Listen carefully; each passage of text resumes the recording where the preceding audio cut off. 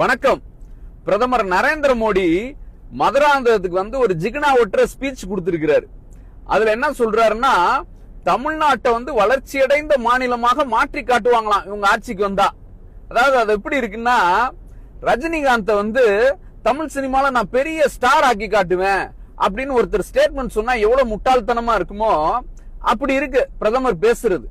அதாவது வந்து வட இந்தியால என்ன பொய் பேசினாலும் அந்த மக்கள் நம்புவாங்க அப்படின்ற நினைப்போட வந்து தமிழ்நாட்டிலே அவர் பேசுறாருன்னு நினைக்கிறேன். அதாவது தோனியை நான் பெரிய கிரிக்கெட் பிளேயர் ஆக்கி காட்டுவேன், குகேஷ பெரிய செஸ் சாம்பியன் ஆக்கி காட்டுவேன் அப்படின்ற ரேஞ்சில பேசிட்டு இருக்கிறார் நரேந்திர மோடி.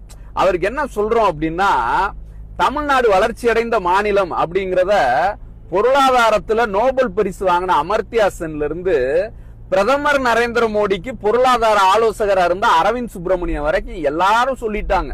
அதாவது தமிழ்நாட்டின் வளர்ச்சிங்கிறது ஐரோப்பிய நாடுகளுக்கு இணையான வளர்ச்சிங்கிறத சொல்லிட்டாங்க. அதனால இந்த படம் வந்து இங்க செல்லாது மோடிஜி. அப்புறம் என்ன சொல்றீங்க, இந்த மாதிரி ஊழலை வந்து நாங்க ஒழிச்சிருவோம் அப்படின்னு சொல்றீங்களே, உங்களுக்கே இது வந்து கொஞ்சம் கொஞ்சம் உங்க பேசுறப்ப பக்கத்துல இருந்தாங்க பாருங்க. யாரு வலது பக்கம் ஃபர்ஸ்ட் யாரு? எடப்பாடி பழனிசாமி.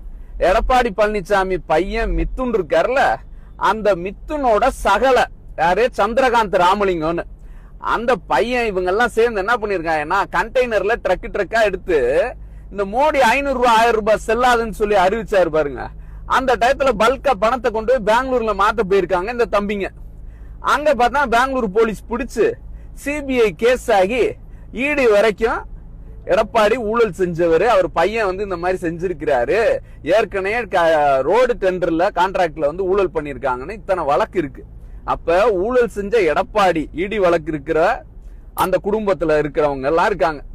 இந்த சைடு யாரு அப்படின்னு பார்த்தா நம்ம அன்புமணி அவர்கள். அதாவது மத்திய பிரதேசத்துல இண்டோர் மருத்துவ கல்லூரிக்கு கோடிக்கணக்குல பணம் லஞ்சமா வாங்கிட்டு அனுமதி கொடுத்தாரு அப்படின்னு சொல்லி சிபிஐ வழக்கு இருக்கு. அவரு ஒரு ஊழல்வாதி. இப்ப அங்கிட்டு யாரான்னு பார்த்தா நம்ம பண்ணையார் நயினார் நாகேந்திரன் அவர்கள். அதாவது 2024 தேர்தல்ல ஓட்டுக்கு பணம் கொடுக்கறதுக்காக நெல்லை எக்ஸ்பிரஸ்ல 4 கோடி ரூபாய் பணத்தோட பிடிபட்டவங்க. யாரு? அண்ணாமலை தான் மாட்டி விட்டாரு, அது வேற விஷயம். அப்படி ஊழல் செஞ்சவர் நயினார் நாகேந்திரன். இந்த பக்கம் வந்தீங்கன்னா டிடிவி தினகரன். யாரு டிடிவி? டெல்லியில வந்து பாத்தீங்கன்னா ரயில்வே ஸ்டேஷன்ல கஞ்சா விக்கிறவன்ட்ட காசை கொடுத்து 50 கோடி பணத்தை கொடுத்து நான் ரெட்டல சின்னத்தை மீட்கிறேன்ற அளவுக்கு ஒரு ஆளு. ஆர்கே நகர்ல வந்து பாத்தீங்கன்னா 89 கோடி பிடிபட்டது அப்படின்னு இப்படி ஊழல் பட்டாளங்களையா வச்சுட்டு அதுல முத்தாய்ப்பாக பியூஷ் கோயல் அவர்கள் 650 கோடி வரைக்கும் நம்ம இந்தியால இருக்க பேங்க்ஸ்ல பூரா பொதுத்துறை வங்கிகள்ல பூரா பணம் வாங்கிட்டு கடனை வாங்கிட்டு 650 கோடி அதை திரும்ப கட்டாம போனவர். இப்படி யோக்கிய சிகாமணிகளையா வச்சு ஊழல் ஒழிப்பேன்னு சொல்றாரு. ஏன் நரேந்திர மோடி அவர்களே, அதாவது எவ்வளவு தமிழ்நாட்டு மக்கள் அவ்வளவு இதா நினைச்சிட்டீங்களா நீங்க? அப்புறம் இன்னொன்னு என்னது, டபுள் இன்ஜின் சர்க்கார். 2017 இருந்து 2021 வரைக்கும் தமிழ்நாட்டுல எங்க தலைவர் சொன்ன மாதிரி அந்த டப்பா இன்ஜின் எது, அந்த டபுள்ஸ் யாருன்னா அந்த டப்பாக்கள் ஒன்னு எடப்பாடி பழனிசாமி, இன்னொன்னு பன்னீர்செல்வம். இந்த 2 டப்பா இன்ஜினையும் ஓட்டுனவர் நரேந்திர மோடி. அப்ப எப்படி ஆட்சி இருந்துச்சுங்கிறது நமக்கு நல்லா தெரியும். மோடி அவர்கள் இன்னைக்கு சொன்ன மாதிரி 2017 ஜல்லிக்கட்டை தடை பண்ணாங்க, தமிழர்களோட பாரம்பரிய வீர விளையாட்டை. இன்னைக்கு வந்து நரேந்திர மோடி என்ன சொல்றாரு, காங்கிரஸ் தான் காரணம்னு. 2017 யார் காங்கிரஸ் ஆட்சியில் இருந்தாங்க? நீங்க தானே இருந்தீங்க, நீங்க தானே தடை பண்ணீங்க. ஏன் இது ஆணித்தரமா என்ன சொல்றோம்னா, கீழடியில வந்து தமிழனோட நாகரிகம், தமிழனோட பெருமை 5000 வருஷத்துக்கு முன்னாடியே இரும்ப கண்டுபிடிச்சவன் தமிழன் சொன்ன உடனே அந்த அறிக்கையை மூடு, அந்த அறிக்கையை முடக்கு. எவன் அதை கண்டுபிடிச்சாரோ அந்த அமர்நாத் ராமகிருஷ்ணனை தூக்கி நார்த் இந்தியா பக்கம் கடாசு அப்படின்னு சொல்லி செஞ்சவர் யாரு? நரேந்திர மோடி. தமிழனுக்கு ஒரு பெருமைன்னா நரேந்திர மோடி கும்பலுக்கு வந்து அப்படியே எரியும். இது ஏன் சொல்றோம் அப்படின்னா, தமிழ்நாட்டு பிள்ளைங்களோட படிப்பு, அந்த படிப்புக்கு கல்வி நிதி 2100 கோடி ரூபாய். அந்த கல்வி நிதியை நரேந்திர மோடி கொடுக்க மாட்டேன்ட்டாரு. ஏன் அப்படின்னு சொன்னா, தமிழர்கள் நீங்க ஹிந்தி படிச்சாதான், உங்க பிள்ளைங்க ஹிந்தி படிச்சாதான் நான் வந்து இந்த பணத்தை கொடுப்பேன் அப்படின்னு சொல்றாரு. நம்ம பிள்ளைங்க எல்லாருமே அதாவது தமிழை நல்லா படிச்சு இங்கிலீஷ் நல்லா படிச்சு அதுக்கு அடுத்து வந்து பாத்தீங்கன்னா சாப்ட்வேர்ல சாதிச்சு இன்னைக்கு டேட்டா சயின்ஸ், ஆர்டிபிஷியல் இன்டெலிஜென்ஸ் அந்த ரேஞ்சில் போய் பிரெஞ்சு படிக்கிறதா, ஜெர்மன் படிக்கிறதா, ஸ்பானிஷ் படிக்கிறதா, ஜப்பானீஸ் படிக்கிறதான்ற அளவுக்கு போயிட்டு இருக்காங்க. நம்மளை கூப்பிட்டு இவங்க வந்து பார்த்தீங்கன்னா நீ ஹிந்தி படிச்சேன்னா தான் உனக்கு 2100 கோடி ரூபாய் கொடுப்பேன் அப்படின்னு ஒரு சில்லறத்தனமான வேலை. அடுத்து என்ன அப்படின்னா, மதுரைக்கும் கோயம்புத்தூருக்கும் இவ்வளவு பெரிய நகரங்களா வளர்ந்து நிக்குது, அந்த போக்குவரத்துக்கு வந்து பாத்தீங்கன்னா மெட்ரோ திட்டம் அப்படின்னு நம்ம தலைவர் வந்து கேட்கிறார். நரேந்திர மோடி உடனே மெட்ரோ திட்டம்லாம் மதுரைக்கும் கோயம்புத்தூருக்கும் கொடுக்க முடியாது அப்படின்னு. அதுக்கு சப்பக்கட்டு கட்டுறதுக்கு நம்ம எல்முருகன், அண்ணாமலை, வானதி சீனிவாசன் எல்லாரும் பேசுவாங்க. நம்ம என்ன கேட்கிறோம், வட இந்தியால வளராத சிட்டி நகரங்கள்ன்ற பாஜக ஆளுகின்ற மாநிலங்கள்ல அங்கெல்லாம் வந்து மெட்ரோ திட்டம் எப்படி கொடுத்தீங்க, அத கேட்போம்ல.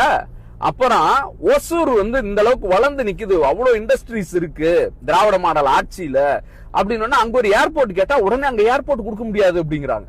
ஆனா என்ன பண்றாங்க, பாஜக ஆளும் உத்தரப்பிரதேசம், மத்திய பிரதேசம், ராஜஸ்தான்ல எல்லாம் ஏர்போர்ட்டை திறந்து வச்சு அங்க விமானமும் வரமாட்டேங்குது, ஆளும் வரமாட்டாங்க, காத்தாடி ஓட்டிட்டு இருக்கிறாங்க. அப்ப இது எவ்வளவு பெரிய அநியாயம். இதுல வந்து தமிழ்நாட்டை வந்து அப்ப மோடிக்கு எவ்வளவு வன்மம் இருக்கும் பாருங்களேன். இது எல்லாத்தையும் விட மோடிக்கு வந்து தமிழ் மொழி அப்படின்னா அவ்வளவு வெறுப்பு. அதை எப்படி தெரியுதுன்னா, இந்த 10 வருஷத்துல நரேந்திர மோடி அரசு வந்து சமஸ்கிருத வளர்ச்சிக்காக 2345 கோடி ரூபாய் கொடுத்திருக்காங்க. சமஸ்கிருதம் பேசுறவன் இந்தியால மொத்தம் எவ்வளவு பேர் இருப்பான், 25,000 பேர் கூட இருக்க மாட்டான். ஆனா தமிழ் வளர்ச்சிக்கு அப்படின்னு செம்மொழியான நம்ம தமிழுக்கு வெறும் 167 கோடிங்க இந்த 10 வருஷத்துல. இது எவ்வளவு பெரிய அநியாயம். அப்புறம் இவங்களோட அந்த டபுள் இன்ஜின் சர்க்காரு, எது மோடி சொல்றாரு, அந்த டபுள் இன்ஜின் காலத்துலதான் வட இந்தியால இந்தி பேசுற மாநிலத்தில் இருக்கவன எல்லாம் கூட்டிட்டு வந்து டிஎன்பிசில எழுதி தமிழ்நாட்டு வேலைகளை நம்ம இளைஞர்களுக்கான வேலைகளை வந்து அபகரிக்கிறதுல ஈடுபட்டாங்க. நம்ம தலைவர் வந்துதான் அதை வந்து தமிழர்களுக்கு மட்டும், தமிழ் மாணவர்களுக்கு மட்டும் உறுதி செஞ்சார். அப்படி தமிழ்நாட்டு மேல இப்படி ஒரு ஓரவஞ்சனை, அதாவது மதுராந்தகத்துல பேசையில தமிழர்கள் மேல பாசம் வருதே மோடிஜி. அதே பீகார்ல பேசல என்ன சொன்னீங்க, தமிழ்நாட்டுக்கு போனா பீகார் மக்கள் எல்லாம் தமிழ்காரங்க அடிக்கிறாங்கன்னு சொன்னீங்க.